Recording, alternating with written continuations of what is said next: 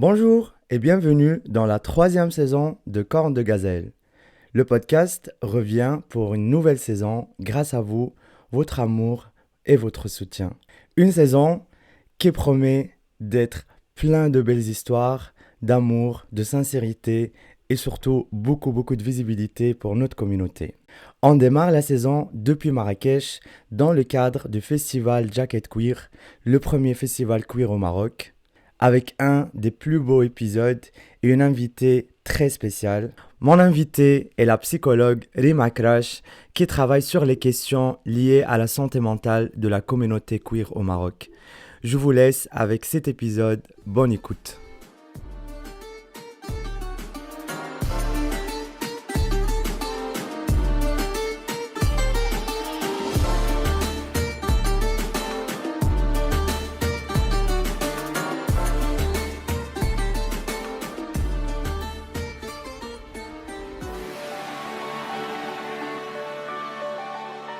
Rim est une psychologue, clinicienne, chercheuse et engagée dans les questions de santé mentale à Casablanca. Son travail explore les addictions, notamment l'usage de l'alcool, à travers une approche psychodynamique ancrée dans le contexte culturel marocain. Nourrie par des perspectives féministes, elle interroge les liens entre genre, pouvoir et normes sociales dans la construction de nos vies émotionnelles. Elle est également reconnue comme l'une des rares professionnels queer-friendly, entre parenthèses, au Maroc, ayant beaucoup travaillé sur les enjeux de santé mentale au sein de la communauté concernée. Son approche appelle à un déplacement essentiel, sortir de la pathologisation, j'espère que je l'ai bien dit, Très bien. des souffrances individuelles pour mieux comprendre les dynamiques sociales, culturelles et politiques qui les façonnent. Bonjour Rim et bienvenue dans ton propre épisode de Cornes de Gazelle dans le cadre du festival Queer Jacket. Comment vas-tu aujourd'hui? Bonjour, merci beaucoup pour l'invitation. Comme je t'ai dit en off, c'est un podcast que j'aime beaucoup et je suis vraiment très honorée d'être là, très émue d'être au festival et avec toi aujourd'hui, surtout autour de ces questions. Surtout autour de ces questions de santé mentale, de l'intersection avec le féminisme, avec les identités de genre aussi. C'est un sujet auquel je m'intéresse beaucoup. Et je pense que tu as fait un très beau résumé. Merci. Merci C'est pour réciproque. l'invitation. Ouais. C'est réciproque. Je suis très content de enfin te rencontrer en personne et surtout dans ce beau cadre du festival Jacket Queer. Et je pense que c'est pas anodin que tu es aujourd'hui avec nous et dans le festival et dans le podcast. On va aller plus en détail dans tout ça.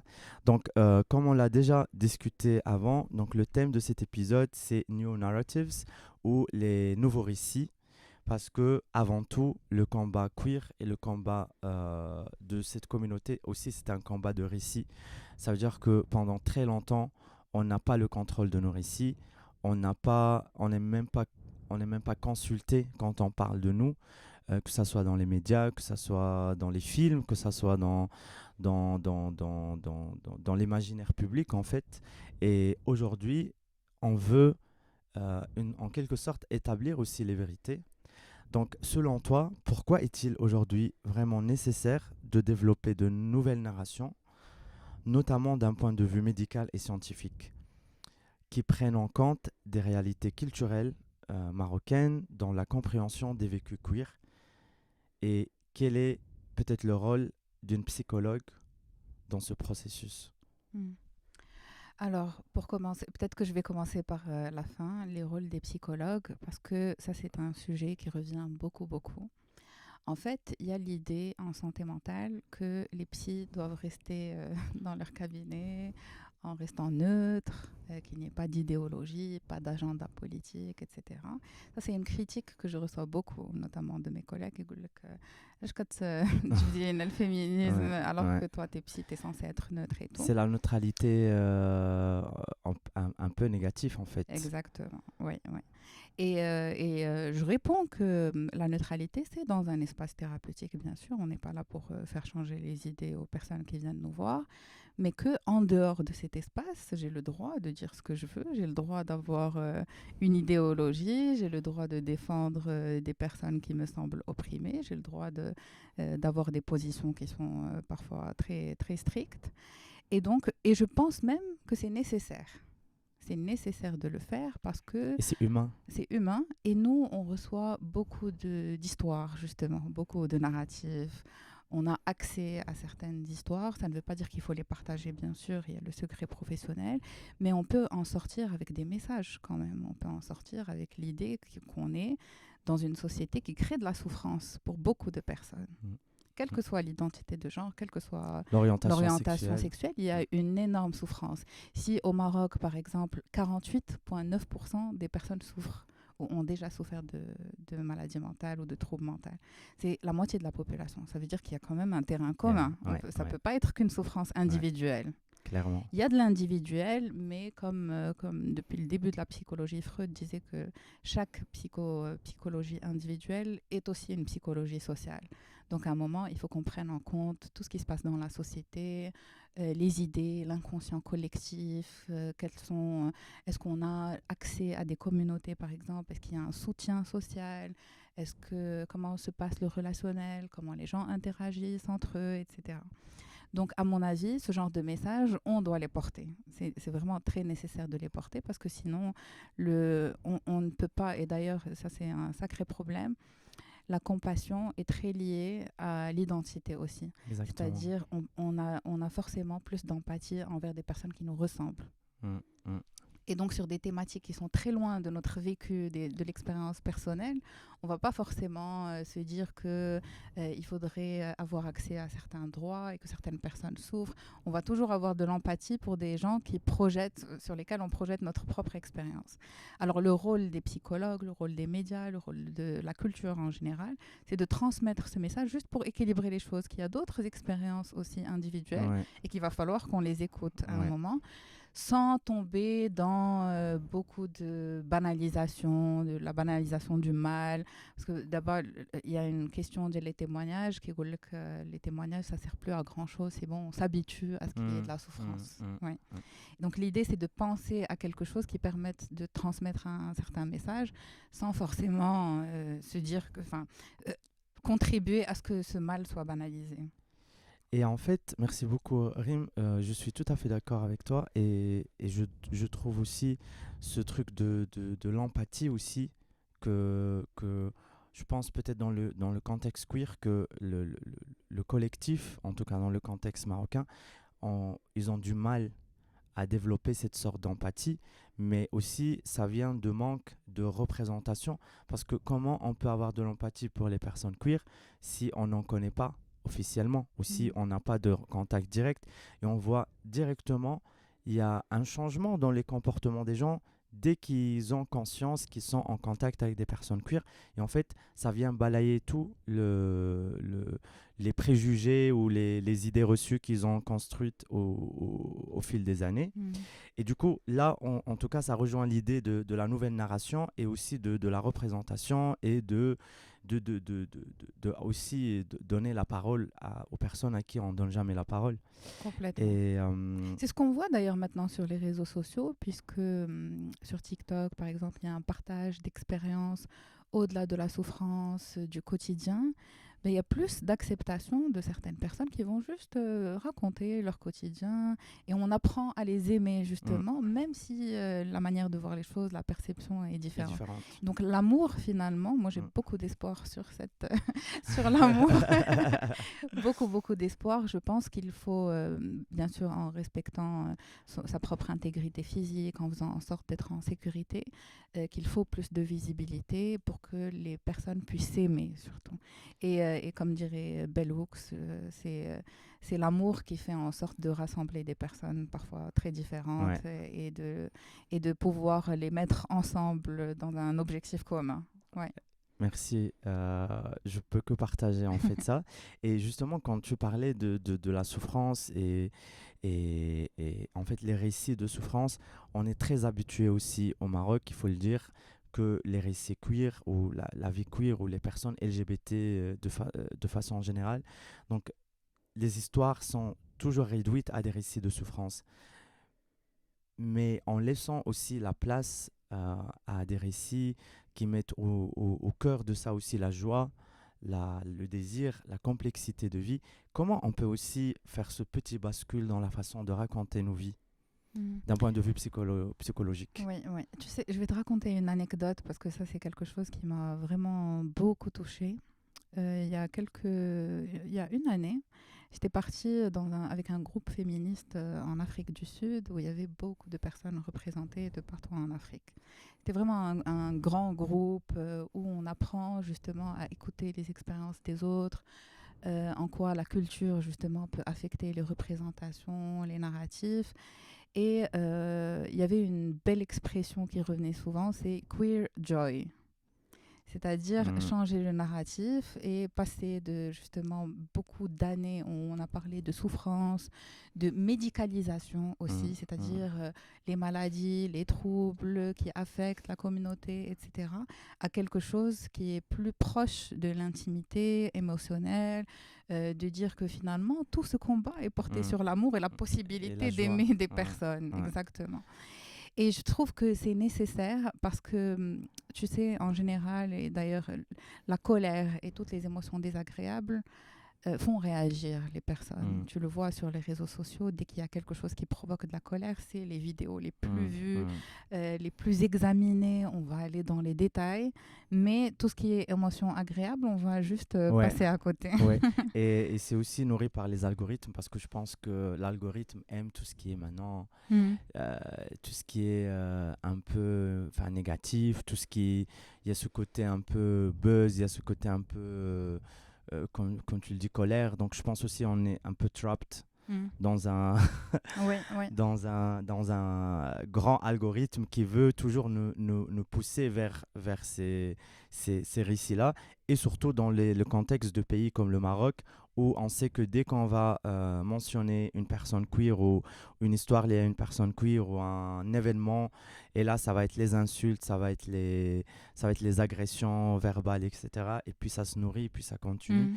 Et donc, il faut aussi mettre un peu un stop à ça en diffusant l'inverse. Oui. Même si l'algorithme joue contre nous, nous aussi, on va jouer contre l'algorithme en quelque sorte. Complètement. Et tu sais, il y a même des logiciels, maintenant, beaucoup de chercheurs et chercheuses l'utilisent, des logiciels qui te permettent de mettre juste un mot-clé, par exemple queer Maroc, et ça te permet de voir tous les mots qui sont associés à ça. Ah oui, ouais. Et l'idée, parce que tu dois déterminer quel est le facteur que tu veux changer. L'idée, c'est vraiment de se poser et de voir ce qu'il y a, à quoi c'est associé au juste. Tu connais les discours sur la nature, la religion, etc., sur la préservation de l'espèce. Il y a beaucoup de choses. Et donc, si tu veux cibler pour changer un narratif, il va falloir vraiment connaître déjà les mots qui sont utilisés, quelle est la philosophie derrière. Et donc, on doit se questionner aussi sur les personnes qui sont nos adversaires en général, quelles sont leurs manières de percevoir les choses pour pouvoir changer ça.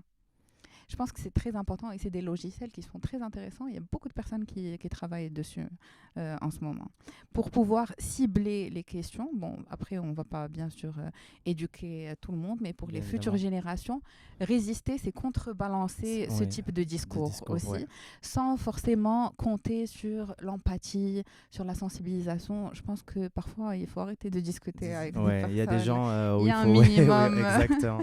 Et en fait, ce que tu dis là, en fait, ça me fait aussi rappeler un truc.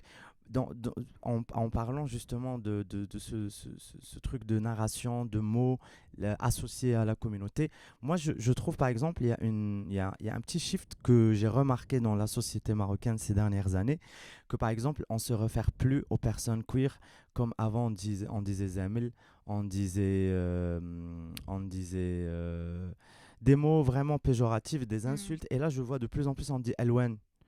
Elwan qui vient de couleur qui vient de rainbow.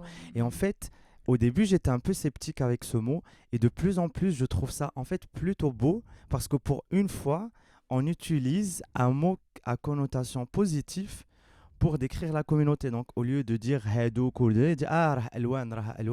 En vrai, c'est dit, dans la plupart des cas, c'est dit de façon... péjoratif, pour insulter ou pour désigner ou discriminer, mais quand même, je préfère qu'on dise maintenant Alouane à quelqu'un, qu'on dise des mots bhal Qaïs Solma que je trouve horribles, par exemple. Ou, voilà, on ne va pas citer tous les mots, Oui, oui. mais je trouve qu'il y a quand même aussi un chiffre dans les mots, dans le langage, que peut-être c'est un signal de quelque chose qui va peut-être changer dans le futur. Et justement, donc, c'est quoi les références locales dans la construction de ces narrations queer, mais qui seront aussi ancrées dans le contexte marocain? Qu'est-ce qu'on peut mettre en avant, par exemple? Oui, alors c'est vrai. Moi, je pense qu'il y a eu des années quand même de résistance de la part de la communauté qui ont fait changer ça. Je pense que ça a beaucoup participé parce que beaucoup de personnes se sont appropriées ces mots, même ceux qui étaient stigmatisants. Comme le mot queer, d'ailleurs, qui était de base une insulte Exactement, péjorative, et c'est ça. aujourd'hui, le mot queer, c'est vraiment un mot utilisé, même, Exactement. même dans un cadre des fois Ouais. scientifique, et voilà. Mm.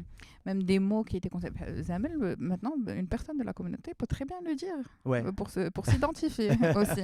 Et donc, je pense que les autres bugs, c'est-à-dire à la base, c'était ouais, censé être un mot une insulte, ouais. qui est très péjoratif et maintenant, c'est devenu quelque chose Ouais. de plutôt bien accepté.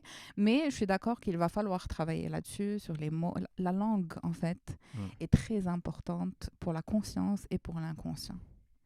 Même en termes de santé mentale, et ça je me rends compte de plus en plus, plus j'avance dans l'âge, plus je m'en rends compte, même le fait de parler de santé mentale, je pense qu'il faut le faire dans la langue maternelle, en fait, pour pouvoir parvenir le message. Malheureusement, la plupart des recherches, des études viennent de l'étranger, et je me rends compte, il y a un très beau livre je crois qu'elle s'appelle Oumnia El-Shekri. C'est une chercheuse aux États-Unis qui a écrit The Arabic Freud.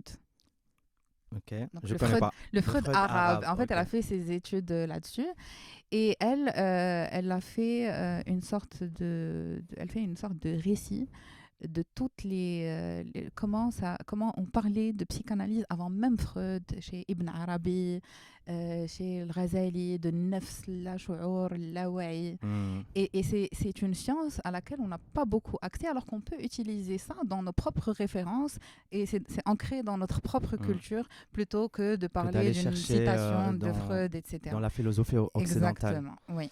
Et je pense que c'est quelque chose qui peut totalement être applicable aussi chez la communauté queer, c'est-à-dire de partir de principes qui émanent de la culture marocaine et à laquelle beaucoup de gens pourraient être sensibles beaucoup plus que de parler avec des mots ou un langage que beaucoup de personnes ne comprendraient peut-être pas. Et ça, c'est un travail à faire et ça doit commencer par un travail de terrain, de pouvoir collecter des mots, qui sont agréables, qui parlent de qui peuvent représenter ce queer joy aussi. Je pense que j'écoute beaucoup ton podcast et c'est quelque chose qui revient aussi. Beaucoup, c'est-à-dire une manière de se représenter et comment on veut être visible et avec exactement. quels mots on veut être représenté. Nous, en fait, ce qu'on dit toujours, que ça soit avec le podcast ou avec le collectif, quand on... La manière dont on approche un peu le monde et aussi dont on fait les projets, c'est qu'on dit, on vise plus à être en fait juste accepté, mais on veut être célébré. Donc il y a vraiment ce côté célébration dans ce qu'on fait. Et moi, je veux pas faire un podcast pour convaincre les homophobes de m'aimer, parce que les homophobes vont toujours te détester et ceux qui t'aiment pas vont toujours pas t'aimer, mais pour dire à notre propre communauté comment nous on peut exister avec nos codes, avec nos références, de la façon dont nous on veut exister. Et ça peut être aussi quelque chose de positif, ça peut être quelque chose de joy, ça peut être quelque chose de, bien évidemment pas tout le temps, mais je veux dire, il y a maintenant, il y a aussi cette possibilité, il y a cette perspective qu'on aimerait donner et pas juste rester dans la souffrance, parce que qui dit personne queer dit souffrance, ça c'est quelque chose qui vient avec nous depuis la naissance, enfin depuis qu'on est petit. En tout cas, merci de le souligner, mais c'est très important. En fait, la culture offre toujours, même dans des cas d'oppression, même dans beaucoup de souffrances, offre toujours un échappatoire à travers la créativité, Exactement. la sublimation. On peut écrire, on peut dessiner, on peut faire beaucoup de choses, ne serait-ce que pour créer un équilibre. Alors si en plus il y a un soutien communautaire, c'est magnifique, vraiment. D'où l'intérêt d'aujourd'hui, on est là. Exactement, oui. C'est pour ça que c'est très... Et ça, par contre, ça rejoint un point dont je voulais parler, c'est l'importance de travailler en intracommunautaire sur des thématiques de santé mentale, parce que justement, cette souffrance peut affecter la manière avec laquelle on interagit au sein même du groupe de personnes avec lesquelles on est complètement d'accord, alignés, et parfois il peut y avoir des conflits. Ça, on le voit beaucoup dans des groupes de militants et militantes, où il y a parfois du sectarisme, des manières de percevoir les choses, on veut imposer à l'autre une certaine vision. Donc ça, c'est vraiment nécessaire à travailler parce que sinon, ça affaiblit le groupe et on sait qu'il y a une oppression de l'extérieur. Exactement. Ça, c'est vraiment très, très important. Et comme tu dis, on ne va pas convaincre des personnes qui sont animées par la haine en réalité. C'est pas, je pense qu'il y a un côté un peu sadique chez la plupart des personnes, mais qui cherchent un certain camouflage, c'est-à-dire on se cache derrière la religion, on se cache derrière un discours, alors que l'idée principale, c'est de pouvoir défouler énormément de sadisme et de haine vis-à-vis de l'autre, et que même en évoluant vis-à-vis ce sadisme... des groupes de personnes qu'on estime ou qu'on juge inférieurs, où on sait qu'il n'y aura pas de résistance, où on sait que ces gens-là, ils n'ont pas le pouvoir de nous résister. Et c'est là où ça devient intéressant. Par exemple, moi je vois sur les réseaux sociaux, ça c'est mon expérience personnelle, que quand on partage des projets, notamment avec les soirées et tout, il y a toujours quelques personnes homophobes qui vont venir écrire des insultes homophobes, des fois des trucs vraiment hyper trash dans la section commentaires avec leur vrai profil. Et en fait, quand ils écrivent ce type de commentaires, ils s'attendent à ce que nous, on va s'obstiner ou dire « Ah merde, elle m'a vu, elle m'a insulté, donc je vais me cacher. » Et en fait, ce qui se passe, c'est que moi, j'ai pris la décision, c'est que si tu viens écrire un commentaire insultant, homophobe dans ma section de commentaires sous mon post, je vais te répondre de façon insultante, intimidante, à ce que toi, tu te remets en question sur déjà pourquoi tu as écrit ce commentaire. Ils finissent tous par supprimer leurs commentaires parce qu'ils voient les réponses et puis il y en a même qui nous bloquent. Et en fait, c'est là parce qu'ils ne s'attendent pas à ce qu'il y ait une réponse ou des réactions parce qu'ils ont eu trop l'habitude et l'aisance avec l'idée d'insulter les personnes queer sur les réseaux qui ne vont jamais oser répondre. Et là, qui voient qu'il y a vraiment une sorte de « En fait, non, j'ai pas peur de toi. Si tu veux m'intimider, bah, je vais t'intimider. » Et en fait, ça arrête un peu ce cercle. Parce que je pense que cette personne va réfléchir 10 fois la prochaine fois avant d'écrire ce type de commentaire. Parce qu'elle dire, bah, tiens, la dernière fois, on m'a pas laissé... Je suis pas pour les insultes et l'agressivité et tout sur les réseaux sociaux. Mais je pense que aussi des fois, il y a des mécanismes qu'on doit utiliser aussi pour mettre un stop à ces gens-là. Bien sûr. Et en ligne, il y a énormément de violence parce qu'on ne voit pas les expressions de l'autre. On n'est pas capable de voir comment tu vas réagir à ce moment-là. L'anonymat qui protège très souvent. Donc, ces personnes sont trop à l'aise. Trop à l'aise, exactement. Ouais. Et c'est bien de faire des réactions à condition que toi, ça ne t'affecte pas au niveau de ta santé mentale ou de ton temps ou de comment tu vas gérer. Parce que j'imagine qu'il y a beaucoup de commentaires comme ça. Tu ne vas pas te mettre à répondre à tout le monde. Mais c'est bien de réagir et de fixer des limites. Ouais. Exactement. Les limites, à force de les répéter, parce que si on est effacé, on considère que tu es vulnérable et que cette faiblesse peut attirer justement des personnes très sadiques. Exactement. La vulnérabilité en fait attire et cette énergie aussi, il la voit, il la détecte. C'est pour ça que moi j'aime quand on dégage autre chose aussi que d'être vulnérable. C'est bien d'être vulnérable, mais aussi d'être fier, d'être fort, d'être content, d'être bien en fait aussi, c'est possible. Complètement, oui. Ça c'est vraiment, en fait quand on est dans le sacrifice de soi, dans la vulnérabilité, dans l'effacement de soi, pas beaucoup d'affirmation, donc ce genre de personnes cherchent des proies idéales. Exactement. Justement. La plupart des personnes qui sont violentes, sadiques, homophobes, elles cherchent des proies faciles. Ça ne veut pas dire que c'est la vulnérabilité la cause et que individuellement c'est ta faute si tu les attires, pas du tout, mais ça veut juste dire que les limites peuvent protéger ton espace en réalité, peut protéger ton intégrité psychologique à condition que ton intégrité physique ne soit pas en danger.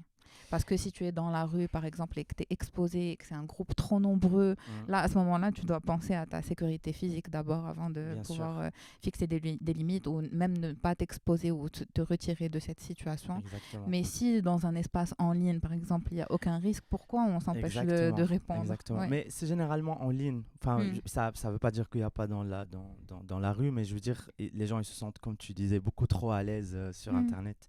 Et Ouais. en fait, ma question est comment en fait passer de récits individuels, donc chacun, moi je dis un truc et toi tu dis un truc et l'autre dit un truc.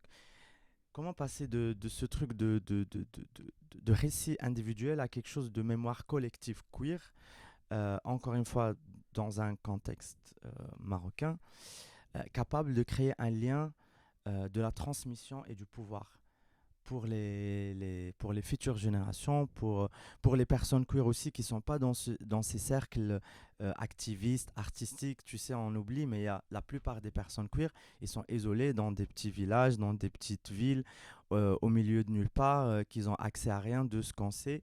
Et comment on fait qu'il y ait cette mémoire qui peut atteindre, ou qui peut aller ou voyager jusqu'à ces personnes-là? Mm. Bah, en général, c'est la transmission d'abord par les individus au sein des familles. Il y a la culture, il y a l'art, il y a les médias, il y a beaucoup de choses. Mais en ce moment, on va dire que la technologie est venue tout changer, tout basculer, en fait, tous les paramètres qu'on avait déjà et comment quelque chose peut être ancré dans la mémoire collective. Parce qu'il y a l'intelligence artificielle, il y a des nouvelles formes d'expression, il y a TikTok, il y a les réseaux sociaux en général. Et donc, c'est quelque chose qui va participer à une certaine mémoire collective, qu'on le veuille ou non. C'est-à-dire que le fait même d'être visible, de pouvoir faire ce podcast, de pouvoir parler, c'est une manière de résister et de s'ancrer dans une mémoire collective à l'avenir. C'est-à-dire que rien ne se perd. L'idée, c'est vraiment de ne pas être minoritaire et de ne pas exister qu'à travers les autres. C'est pour ça que c'est très important d'exister en tant que soi. Si on est toujours dans la réponse à l'autre, dans attends, je réponds à celui qui me déteste, attends, je vais faire ci, attends, je vais faire ça, toute l'identité est basée que sur l'autre personne. C'est-à-dire que s'ils sont plus là, alors quoi, on n'est plus rien. C'est pour ça que c'est important de s'ancrer. Exactement. De se construire en tant que personne, en tant qu'identité, en tant que philosophie de vie et qu'on puisse la partager. Moi, pour moi, la communauté, c'est quelque chose de très important et qu'on peut découvrir des manières de parler de soi et parler de la communauté qui sont inédites et qui viennent justement de notre culture, dont le départ commence par la culture. Je pense notamment à l'Aïta, par exemple, c'est des choses qui ont traversé. Tu sais que récemment, j'ai découvert au nord tout ce qui est musique, de rouhaniyat, exactement, tout ce qui est spirituel. Ce sont des femmes très souvent qui chantent entre elles. Et c'est un héritage qui s'est fait sur Hadra. كتسمى الحضرة. Oui, bien sûr. Exactement. Un peu الحضرة. la trance, c'est la trance marocaine. Exactement. Ouais. الحضرة ديال le Nord, c'est des poésies queer. C'est des femmes Ouais, entre elles ouais. qui écrivaient de la poésie et ça se chante jusqu'à présent. Pourtant, c'est très ancien et justement parce qu'elles étaient très opprimées, cantonnées entre elles, elles n'avaient pas forcément accès aux hommes à l'époque. La poésie arabo-andalo / marocaine est très queer. Ça, c'est, Oui. il y a des... faut faire un épisode, je pense, sur ça. Il y a des poèmes et des poèmes, que ce soit des hommes envers des hommes ou des femmes envers des femmes. Donc, Oui. Et même la manière dont on est éduqué dans notre culture, je pense pas qu'on est très binaire. On navigue un peu dans le genre. Tout le monde navigue dans le genre. On n'a pas une manière très binaire d'être telle ou telle identité. Et donc, je pense que si on part d'une culture qui est très locale, si on part de notre propre art, de notre propre musique, ça peut beaucoup nous parler parce que c'est notre langue maternelle en réalité, on est très sensible à ça et c'est notre propre existence où on va pouvoir se sentir appartenir en étant queer. Ouais. C'est très important. Ouais. C'est très important. Et si tu arrives à faire en sorte que beaucoup de personnes se rassemblent autour de ça, c'est magnifique. C'est la mémoire collective, justement. Bah, je vais citer par exemple un exemple très drôle que je sais même pas si on va garder ça dans l'épisode, mais tu vois, ce truc de mémoire collective et de comment aussi on prend quelque chose de très négatif et qu'on peut, que ça devient avec le fil de temps quelque chose de positif dont les gens changent complètement de perspective. Je pense par exemple au phénomène des réseaux sociaux Sina. Sina qui est apparu en Mm. 2013. Sina, je pense que c'est le premier modèle qu'on a de quelqu'un qui devient célèbre sur Internet du jour au lendemain, avec cette façon de Ouais. célébrité voilà, facile et aussi très négatif. Je ne pense pas qu'il y ait eu d'autres exemples avant Sina et que je pense qu'elle a eu vraiment une avalanche de moqueries, de haine, d'insultes, voilà. Mm. Et en fait, on voit aujourd'hui que les gens adorent Sina. Sina, c'est devenu un peu un personnage drôle. Les gens disent, ouais, moi j'adore Sina. Sina, elle est drôle. She's the OG, c'est la première. Et en fait, bah, je Mm. pense que dans cette continuité-là, bah, on peut aussi détester quelque chose dans le passé, et en fait avec le temps, on se rend compte que cette chose fait partie de notre mémoire collective parce qu'aujourd'hui, Sénat fait partie de la mémoire collective de cette génération qui a marqué un début de quelque chose. Donc je pense que c'est Complètement. un cas social, enfin je veux dire, je sais pas C'est si un c'est le... très bon exemple, je, ouais. je sais pas si c'est le... Sina, tu sais, c'est quoi le point le plus surprenant chez elle? C'est son authenticité. Elle a été elle-même du début jusqu'à la Jusqu'à fin. la fin. Et je te promets que l'authenticité, c'est quelque chose qui plaît Ouais, beaucoup aux gens. surtout au Maroc. Oui. Mm. C'est-à-dire être juste authentique tel qu'on est. Et c'est pour ça que maintenant, même sur les réseaux sociaux, c'est plus le style de communication très Mm, institutionnel, mm, faire une belle vidéo bien mm. faite. C'est juste caméra du téléphone Ouais, et venir parler de soi exactement. et d'avoir un espace de parole. Et elle a pu sublimer justement tout son vécu. Elle a pu toucher beaucoup de personnes, qu'on soit d'accord ou pas Ou pas avec ce avec qu'elle elle, fait. ouais. Et la sublimation, ça, c'est. Je pense Il nous que. faut peut-être des icônes. Oui, oui, clairement. Il nous faut Ouais, des icônes ouais, aussi. ouais. Parce qu'on sait que dans la communauté LGBT dans le monde, il y a toujours eu des icônes qui font aussi avancer la cause. Je ne sais pas si on est capable aujourd'hui de produire des icônes au Maroc, mais il en faudra certainement pour Ouais. aussi aider. Peut-être plusieurs, parce que quand c'est une seule Ouais, personne, c'est beaucoup trop. c'est un risque de beaucoup de déception, de Hmm, personnes qui hmm. ne s'identifient pas spécialement à son À ce vécu. modèle, ouais. Il faut dire aussi que au Maroc, il y a beaucoup de différences de privilèges, c'est-à-dire des personnes queer qui ont des privilèges sociaux, Hmm, économiques, hmm. financiers, ne vont pas avoir le même Les mêmes vécu vécus, ouais. que d'autres personnes. Donc, alors, cette icône, elle doit venir de quel milieu aussi? En fait, là, tu viens aussi de toucher un point que j'avais pas spécialement prévu dans cet épisode, mais je trouve ça aussi super intéressant. Comme on est dans le cadre marocain, bah justement, ce truc d'icône, par exemple, si on prend l'histoire, si on va voir par exemple la France, on va pas très loin, on va juste en France, on voit les années 70, on voit par exemple Dalida. Mm. Dalida, qui était une femme hétérosexuelle, cis, qui se mariait qu'avec des hommes.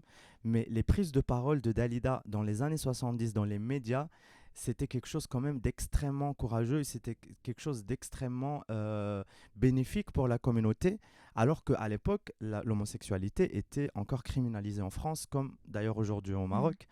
Et en fait, comment elle a eu le courage de prendre la parole dans des débats, télévisés, dans des radios, pour la communauté. Et est-ce qu'aujourd'hui, au Maroc, on est incapable de produire des gens à cette échelle? Je veux dire, je veux pas une Dalida, mais je veux dire juste des personnes qui ont une sorte de notoriété publique, des gens, des personnages publics qui ont ce courage aussi d'aller dans des médias et de dire moi je ne suis pas contre cette communauté, moi je veux pas qu'on emprisonne cette communauté.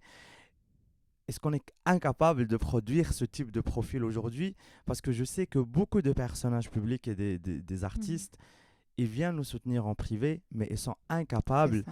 de se prononcer en public. Et en vrai, ça fait mal parce que tu dis, ben, c'est pas comme ça qu'on va avancer et c'est pas comme ça qu'on va aider. Mm. Oui, c'est malheureux. Mais je pense qu'il y a beaucoup de peur. Il y a beaucoup de peur. C'est un système où il y a. Moi, j'aimerais bien les rassurer aussi en tant qu'alliés que peu importe les menaces qu'on reçoit, parce que moi j'ai pris la parole plusieurs fois, même Exactement, tu es un super bon exemple à la d'ailleurs pour ça. radio, dans plusieurs plateformes, il y a des menaces, etc. Mais tout le monde connaît mon adresse, mon nom et prénom. Moi, je suis pas anonyme, j'ai jamais vu quelqu'un venir chez moi. Ça ne veut pas dire, ça ne veut pas dire qu'il n'y a pas ce risque. Ça veut juste dire que l'idée, en fait, derrière les menaces ou toute cette peur qu'on veut installer, c'est d'intimider, c'est t'empêcher de dire ce que tu penses. Et l'intimidation, ça marche plus en réalité. C'est-à-dire, qu'est-ce que tu veux faire le maximum que tu puisses faire, qu'est-ce que c'est? Je continuerai à dire ce que je veux.